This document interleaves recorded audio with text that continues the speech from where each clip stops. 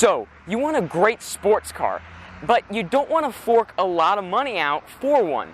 So inevitably you turn to the 911 because it's a great sports car, but then you turn to the 996 because it's so affordable. Now, why is it so affordable? Well, I think it's pretty obvious for especially one reason, but there's some that you don't know. But I'm here today to show you why it's so affordable and why you shouldn't also hate it, because it's still a 911. So yes, you want a convertible 911 that's cheap. You inevitably turn to the 996 911 Cabrio. This car you shouldn't hate. I know it's not the prettiest thing, and we'll talk about design in a second, but it's also not the worst thing out there. At the end of the day, it's still a 911. This car is more specifically a 2001 911 Cabriolet, and this generation was the 996 generation. These cars were famous for their engines and drivetrains for a few reasons, both good and bad, but mostly bad. Why do I say bad? That's because this was the first water-cooled 911 to come out, and a lot of enthusiasts didn't like that. Even though people hate the engine, it still produces 300 horsepower and 258 pound-feet of torque. That all comes out of a 3.4-liter flat six. You could either get this with a 6-speed manual or 5-speed auto, and all that power is sent to the rear wheels. And these 911s started around $81,000 back in the day. But that was back in the day. Now you can find these for well under $20,000. But there's two main reasons I blame for that. And that is, first off, the engine, which has IMS bearing problems, which, if not solved, can be pretty bad. But if solved, well, they're not bad cars and are decently reliable. But the second reason is the design. Just look at it. Yeah, I'm not quite a fan of it either. I understand how some people can find dislike in this design, yet I wouldn't go so far as to say I hate it. At the time, it wasn't critically acclaimed, but it wasn't looked at with as much hatred as I see a lot of people look at it now.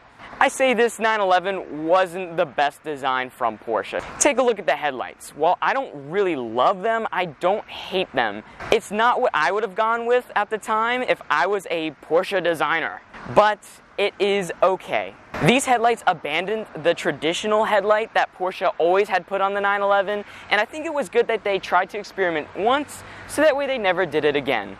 But obviously people hate the headlights. However, the rest of the car is all 911.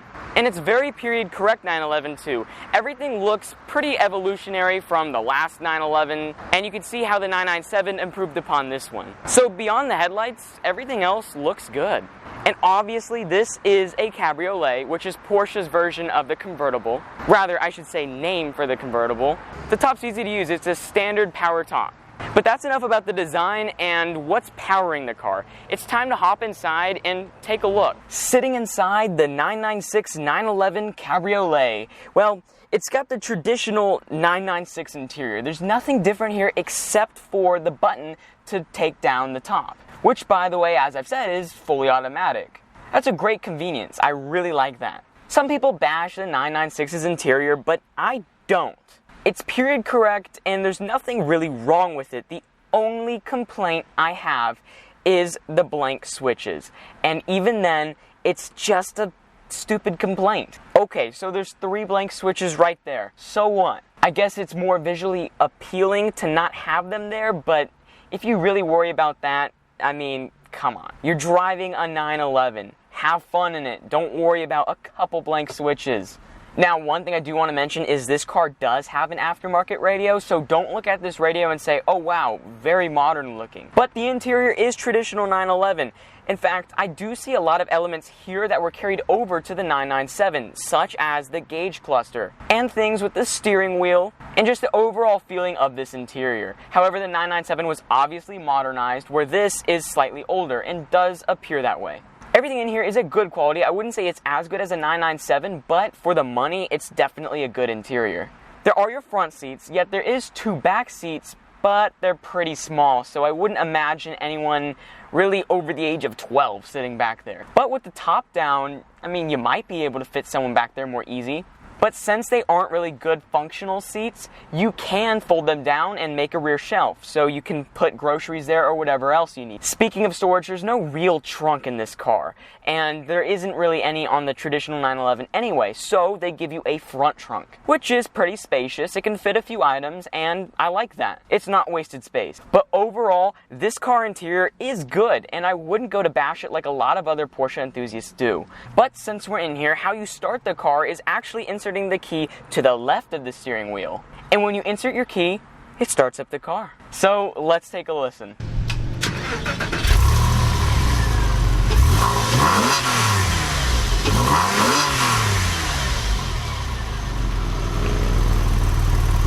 For what it is, it's actually a good sounding car. It sounds a lot better than traditional cars on the road, like a Honda or anything else like that.